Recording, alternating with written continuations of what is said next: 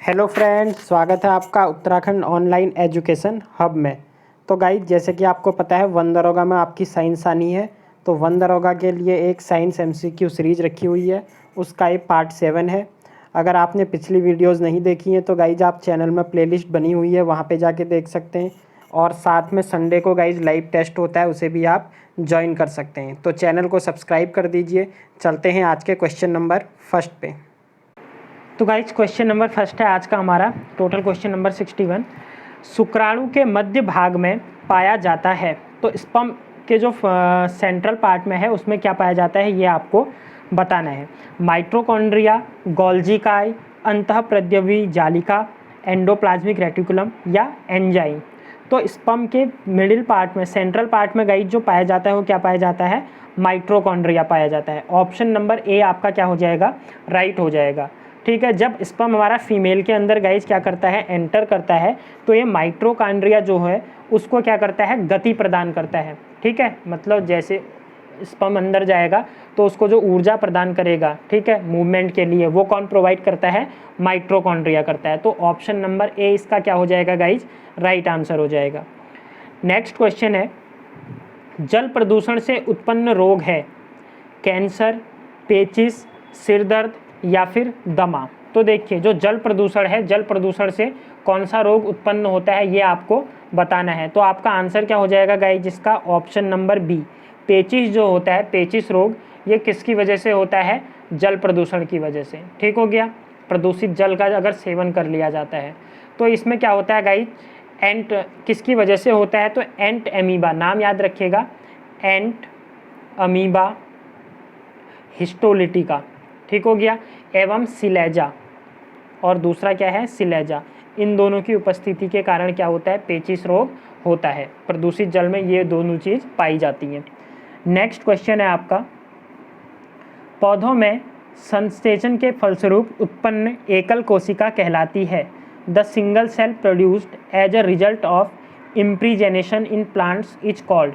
युग्मनज, पुंकेसर, बीजांड या अंडाशय, जायोटी, स्टेम, स्पोर्स या ओवेरीज। तो क्वेश्चन नंबर 63 का आपका आंसर क्या हो जाएगा गाइज? Option number A. ठीक है, जायोटीज, युग्मन कहते हैं इसे।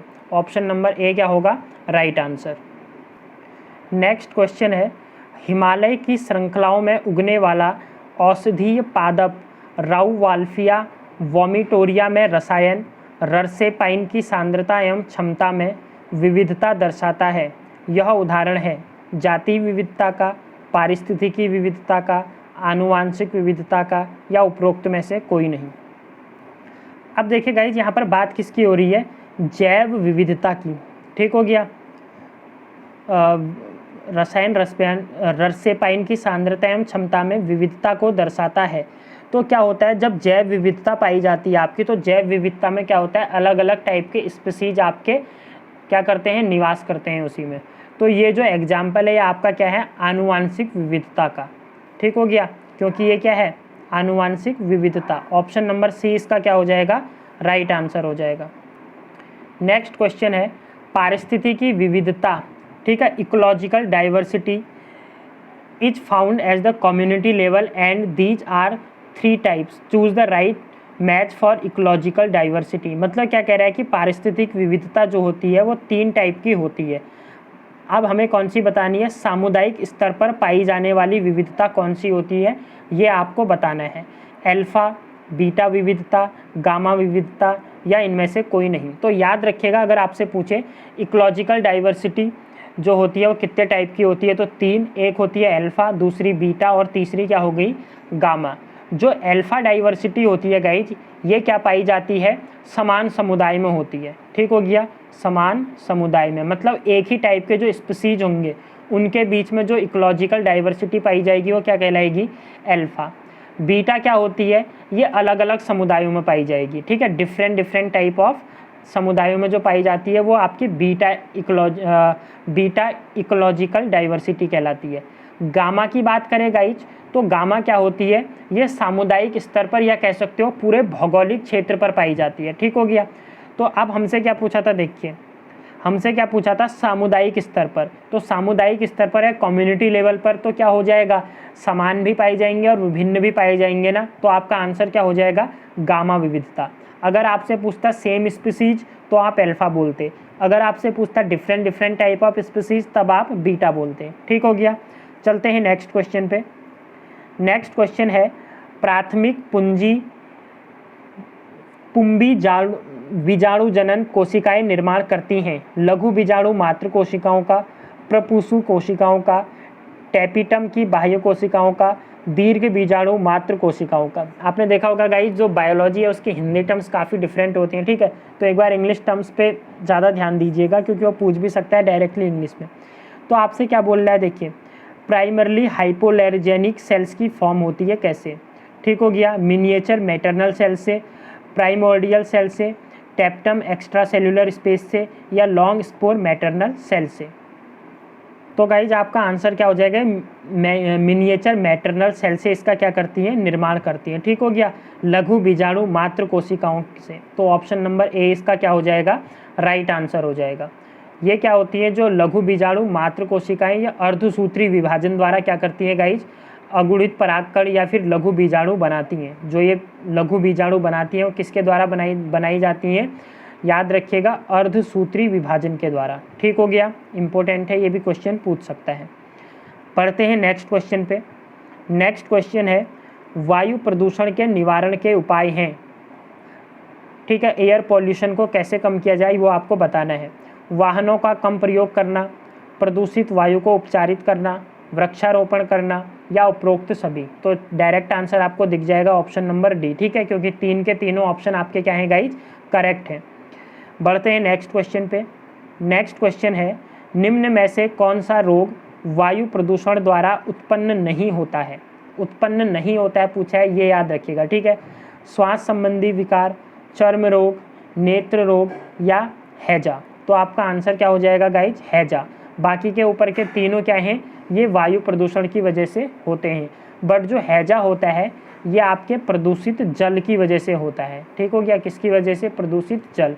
और इस जल में क्या पाया जाता है गाइज, विब्रियो कॉलेरी जीवाणु।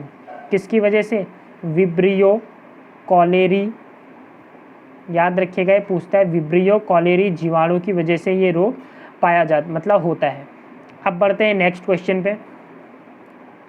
नेक्स्ट क्वेश्चन है, गुंजन चिड़िया द्वारा परागण होता है, तो pollination is done by humming bird. ठीक हो गया। अब देखो, गुंजन पक्षी चिड़िया इस पे तो दिया है, बट वो डायरेक्ट हमिंग बर्ड भी आपसे वहाँ पे लिख सकता है। ठीक है, रेफ्लेशिया में, बोगेनविलिया में, बिग्नोनिया में, या फिर अमरूद में। तो गाइज आपका आंसर क्या हो जाएगा, इन बिग्नोनिया। ठीक है, बिग्नोनिया में होता क्या है, देखिए गाइज, अगर कोई क्या है आपका जो बिग्नोनिया के पादप होता है, इसमें जब आपकी हमिंग बर्ड क्या करती है, चिड़िया के द्वारा परागण होता है, तो अब वो अपनी चोंच को इसके अंदर डालेगी ना, इस दलपुंज के अंदर, तो उससे क्या हो जाएगा गाइज, उसके वक्ष, सिर और हर जगह पे क्या हो जाएगा, परागकण जो होंगे वो चिपक जाएंगे। उसके बाद फिर वो किसी दूसरे प्लांट पर जाके बैठेगी। ठीक हो गया, फिर उससे क्या हो जाएगा, वहाँ से परागित कण वो दूसरे कण को ले जाएगी। तो ये जो पौधा होता है कौन सा होता है, बिग्नोनिया का। तो ऑप्शन नंबर सी इसका राइट आंसर हो जाएगा। नेक्स्ट क्वेश्चन है, प्रसव के समय गर्भाशय में संकुचन को कौन सा हार्मोन प्रेरित करता है, the which hormone induces contraction in the uterus at delivery. तो आपने देखा होगा डिलीवरी के टाइम क्या होता है, यूटेरस का साइज जो होता है वो क्या हो जाएगा, एक्सटेंड कर जाएगा ना, तो वो कौन से हार्मोन की वजह से होता है ये आपको बताना है। ऑक्सीटोसिन, प्रोजेस्टेरॉन, एस्ट्रोजन, या टेस्टोस्टेरोन। तो गाइज आपका आंसर क्या हो जाएगा, ऑक्सीटोसिन। कौन से हार्मोन की वजह से, ऑक्सीटोसिन की वजह से। ठीक हो गया, ऑप्शन नंबर ए आपका राइट हो जाएगा। अब अगर आपसे पूछे ये जो ऑक्सीटोसिन हार्मोन है ये रिलीज कौन करता है, तो याद रखिएगा जो आपकी पिट्यूटरी ग्रंथि होती है, ठीक है, पीयूष ग्रंथि, उसके द्वारा ये क्या किया जाता है गाइज, स्रावित किया जाता है। होता क्या है, देखो, ऑक्सीटोसिन के स्रावण से गर्भाशय में संकुचन की क्रिया जो होती है वो तीव्र हो जाती है। उसके बाद जब शिशु का पूर्ण विकसित हो जाता है, ठीक है, यूटेरस में जब शिशु का मतलब पूरी तरीके से विकसित हो जाता है, तो गर्भ एवं अपरा दोनों में प्रसव के लिए संकेत उत्पन्न होते हैं। किस किस में, जो गर्भ है और अपरा में। ये संकेत क्या होता है गाइज, गर्भाशय में हल्के संकुचनों को प्रेरित करता है। और उसके बाद गर्भ निक्षेप प्रतिक्रिया, इस प्रक्रिया को जो पूरी होती है इसे गर्भ निक्षेप प्रक्रिया कहा जाता है। उसके बाद जो माता की पीयूष ग्रंथि होती है वहाँ से ऑक्सीटोसिन श्रावण की क्रिया सक्रिय हो जाती है। ठीक हो गया। उसके बाद क्या हो जाएगा, यूटेरस का साइज क्या हो जाएगा, थोड़ा इंक्रीज मतलब एक्सटेंड कर जाएगी और उसके बाद फिर प्रसव हो जाएगा आपका। शिशु जन्म या शिशु जन्म को क्या कहा जाता है, प्रसव कहा जाता है। बढ़ते हैं नेक्स्ट क्वेश्चन पे। नेक्स्ट क्वेश्चन है, निम्न में से कौन सा खेत के पारितंत्र का विशिष्ट गुण है। Which of the following is a unique feature of the ecosystem of the farm. कम आनुवांशिक विविधता, खरपतवार की अनुपस्थिति, पारिस्थितिकी अनुक्रमण, मृदा जीवों की अनुपस्थिति। तो गाइस 71 का आपका आंसर क्या हो जाएगा, कम आनुवांशिक विविधता। ठीक हो गया। खेत के पारितंत्र का विशिष्ट गुण क्या है, कम आनुवांशिक विविधता एवं उच्च उत्पादक। जो ये खेत होते हैं गाइस जिनमें क्या होता है, उच्च उत्पादकता वाला खेत का जो पारितंत्र है वो मानव निर्मित सबसे बड़ा पारितंत्र है, मनुष्य के द्वारा बनाया जाता है। ठीक है। ये मानवीय क्रियाकलापों के कारण जैव विविधता में हानि को दर्शाता है। किसको दर्शाता है, जैव विविधता में हानि को, ये याद रखिएगा। बढ़ते हैं नेक्स्ट क्वेश्चन पे। ये गाइस देखिए आपको थोड़ा अजीब से क्वेश्चन लग रहे होंगे, बट ये आपके जो आप दे रहे हो ना एग्रीकल्चर से रिलेटेड क्वेश्चन है। ठीक है। तो मैं सारे इंक्लूड कर रहा हूँ आपके, जिससे कि कोई भी क्वेश्चन जो है वो आपका बाहर से ना बने इससे। नेक्स्ट है, एक रासायनिक औद्योगिक संयंत्र के निकास में लगा हुआ स्क्रबर क्या कम करता है। What reduces the scrubber installed in the exhaust of a chemical industrial plant. Sulphur dioxide gas को, 5 माइक्रोमीटर या इससे बड़े कणिकीय पदार्थ को, ओजोन और मीथेन गैस को, 2.5 माइक्रोमीटर या इससे छोटे कणिकीय पदार्थ को। तो गाइज आपका आंसर क्या हो जाएगा, जो स्क्रबर, ठीक हो गया, इंडस्ट्रियल एग्जॉस्ट होते हैं ये SO2 जैसी गैसों को क्या करते हैं, सल्फर डाइऑक्साइड SO2 होता है, इसका फॉर्मूला पूछे तो याद रखिएगा, इन गैसों को पृथक करते हैं। ठीक हो गया। इसमें वायु के शोधन हेतु SO2 एवं अन्य ऑक्साइडों को जल या चूने के फुहार या छिड़काव द्वारा बाहर मतलब अलग किया जाता है। अलग किसके द्वारा किया जाता है, या तो उसमें क्या किया जाएगा, जो जल या चूने के फुहारे डाले जाते हैं। तो ऑप्शन नंबर ए इसका क्या हो जाएगा, याद हो जाए, राइट हो जाएगा। ठीक है। स्क्रबर क्या क्या कम करता है, SO2 को। नेक्स्ट क्वेश्चन है, प्रत्येक जबड़े में अग्र चर्णवर्णकों की संख्या होती है। Each jaw contains the number of 4 limbs a pair. एक जोड़ी होते हैं, 2 जोड़ी होते हैं, 3 जोड़ी होते हैं या 4 जोड़ी, ये आपको बताना है। तो गाइज कितने होते हैं, 2 जोड़ी होते हैं। ठीक हो गया। ऑप्शन नंबर बी आपका राइट आंसर हो जाएगा। 2 ऊपर हो गए और 2 कहाँ हो जाएंगे, आपके नीचे हो जाएंगे। नेक्स्ट क्वेश्चन है, निम्न समीकरणों में से कौन सी समीकरण को प्रकाश संश्लेषण प्रक्रिया का समीकरण माना जाता है। तो ये ऑप्शन थोड़ा करेक्ट कर लीजिएगा। ठीक है। यहाँ पर आपका सूर्य का प्रकाश और एक और लिख लीजिएगा, सूर्य के प्रकाश के साथ हरित लवक, हरित लवक। तो देखिए जब आपकी अभिक्रिया होती है तो सूर्य का प्रकाश होना चाहिए और दूसरा हरित लवक होना चाहिए। उसी की उपस्थिति में क्या करते हैं, पौधे प्रकाश संश्लेषण की क्रिया के द्वारा अपना भोजन बनाते हैं। तो ऑप्शन नंबर बी आपका राइट हो जाएगा। 6CO2 + 12H2O मिलकर क्या बना देंगे, C6H12O6 plus oxygen gas release होती है और वाटर निकलता है आपका। उपस्थिति याद रखिएगा, सनलाइट और हरित लवक दोनों की उपस्थिति होना क्या है, जरूरी है। बढ़ते हैं नेक्स्ट क्वेश्चन पे। नेक्स्ट क्वेश्चन है, पादप कीट, मेंढक, सर्प, इस खाद्य श्रृंखला में यदि पादप में 100 किलो कैलोरी ऊर्जा है तो मेंढक को कितनी ऊर्जा मिलेगी। ये ऊर्जा का एक चक्र बनता है गाइज, इंपॉर्टेंट क्वेश्चन है, मैं पूरा आपको समझा देता हूँ। देखिए ये जो पारितंत्र में ऊर्जा स्थानांतरण का 10% नियम कार्य करता है। ठीक है। ऊर्जा ट्रांसफ़र कैसे होगी, ये 10% का लॉ दिया गया था, किसके द्वारा, लिंडमान के द्वारा। ठीक है, नाम याद रखिएगा, लिंडमान के द्वारा 10%, ठीक हो गया, ऊर्जा स्थानांतरण का क्या दिया गया था, लॉ दिया गया था। अब इन्होंने क्या बोला था कि अगर आपकी जो एनर्जी ट्रांसफ़र होगी ना, इधर से फर्स्ट से सेकंड में केवल 10% एनर्जी पहुंचती है, बाकी जो 90% एनर्जी होती है वो वेस्टेज चले जाती है। ठीक हो गया, ये इन्होंने बोला था, ऊष्मा के रूप में क्या हो जाती है, नष्ट। अब इसमें कैसे होगा, देखो सबसे पहले क्या होंगे, प्लांट्स होंगे आपके, क्योंकि सबसे ज़्यादा एनर्जी उन्हीं में होती है। यहाँ पर 100% दिखा दोगे आप। फिर क्या हो जाएगा, प्लांट्स के बाद 10% नेक्स्ट में पहुँचेगी। ठीक हो गया। 90% क्या हो जाएगी, वेस्ट। उसके बाद कीट आ जाएंगे आपके, कीट के बाद फिर मेढक आ जाएगा। यहाँ पर अगर देखें इस क्वेश्चन की बात करूँ तो आप देखो 100 किलो कैलोरी में से नेक्स्ट में कितनी पहुँची, 10% पहुँची, तो 10 किलो कैलोरी, ठीक हो गया। उसके बाद फिर से 90 ख़त्म हो जाएगी तो 10 आगे पहुँचेगी, 10 का 10% मतलब 1, तो 1 किलो कैलोरी आपकी मेढक के पास पहुँचेगी। उसने क्या बोला था, मेढक को कितनी ऊर्जा मिलेगी। पादप के पास कितना था, 100, फिर पादप के बाद कीट आएंगे, कीट के बाद मेढक आएगा ना, तो यहाँ से यहाँ 10% पहुँची तो 10 किलो कैलोरी, फिर 10% आगे पहुँचेगी तो 1 किलो कैलोरी। तो आपका आंसर क्या हो जाएगा गाइज, ऑप्शन नंबर सी इसका राइट आंसर हो जाएगा। नेक्स्ट क्वेश्चन पे बढ़ते हैं। नेक्स्ट क्वेश्चन है, द्वितीयक प्रदूषक हैं, the secondary pollutant is CO2, SO2, aerosol या PAN, पेन कहा जाता है इसे, ठीक है, पर ऑक्सी एसिटिल नाइट्रेट बोला जाता है गाइज। तो ये जो है हमारे PAN, पर ऑक्सी, ठीक हो गया, PAN मतलब पर ऑक्सी एसिटिल नाइट्रेट, फिर से बोल रहा हूँ, पर ऑक्सी एसिटिल नाइट्रेट, ये क्या होते हैं, सेकेंडरी पॉल्यूटेंट होते हैं हमारे, ठीक हो गया।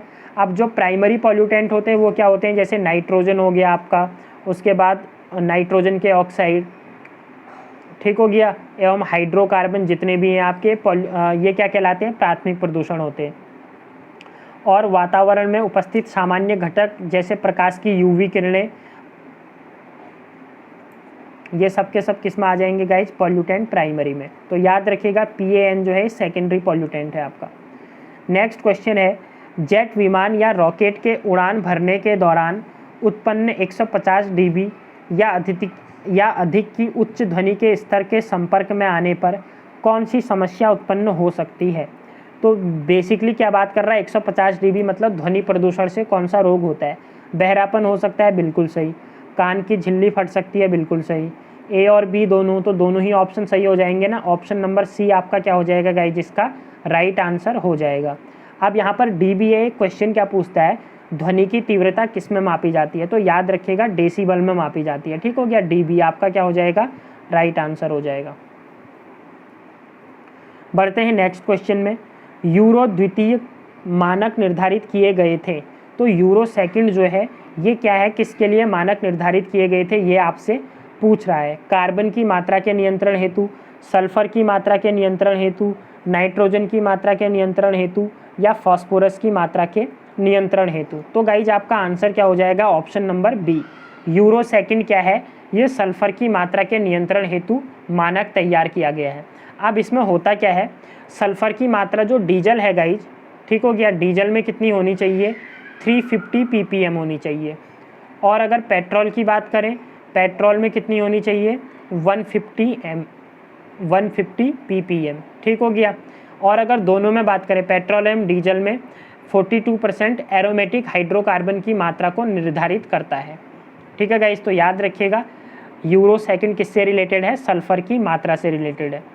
नेक्स्ट क्वेश्चन है, पर्यावरण के भौतिक कारक हैं, एनवायरमेंटल फैक्टर आर, प्लांट्स, जंतु, ताप या फिर जीवधारी। तो देखिए भौतिक कारक की बात कर रहे हैं, एक होते हैं आपके भौतिक कारक और दूसरे क्या होते हैं आपके, मतलब ये भौतिक कारक ही आपके कहलाते हैं अजैविक कारक, ठीक है। दो कारक होते हैं, एक अजैविक और दूसरे क्या, जैविक। पादप की बात करें, जंतु की बात करें, जीवधारियों की बात करें, ये कौन से कारक हैं, जैविक कारक हैं। और अगर भौतिक कारकों की बात करोगे तो भौतिक कारक क्या हो जाएगा गाइज, ताप हो जाएगा। ऑप्शन नंबर सी इसका क्या हो जाएगा, राइट आंसर हो जाएगा, ठीक है। भौतिक कारकों की बात करें, इसके अलावा जैसे जल होता है, जल पूछे तो जल आप भौतिक कारक बोलोगे, वायु, ताप और उसके बाद वर्षा और वायुमंडलीय दाब, ये सब के सब क्या होंगे, अजैविक या फिर भौतिक कारक। जैविक कारक मैंने आपको बता दिए क्या हो गए, जीवधारी हो गए, पादप, जंतु और सूक्ष्म जीव। बढ़ते हैं आज के लास्ट क्वेश्चन पे गाइस। तो आज का लास्ट क्वेश्चन है, कार्बन डाइऑक्साइड CO2 होगा, ठीक है। CO2 की वायुमंडलीय वायु में मात्रा होती है, तो आपको बेसिकली क्या पूछ रहा है, CO2 की मात्रा पूछ रहा है, 6.5, 3.34, 0.3 या 0.039%। तो गाइज आपका आंसर क्या हो जाएगा इसका, डी, CO2 जो पाई जाती है वो 0.039% पाई जाती है।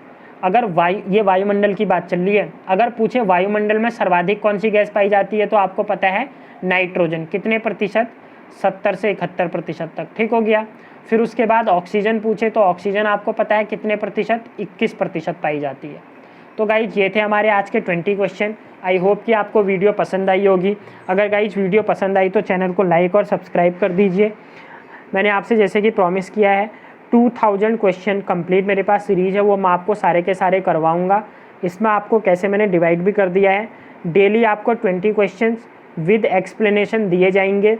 और उसके बाद संडे को आपका क्या होगा, जो भी पूरे वीक में आपने 100 क्वेश्चन किए होंगे उन सभी का क्या होगा, टेस्ट होगा लाइव, जिसमें आप देख सकते हैं कि आपको वो क्वेश्चन लर्न हुए हैं या नहीं हुए। तो मिलते हैं न्यू वीडियो के साथ, तब तक के लिए bye, thanks, have a good day.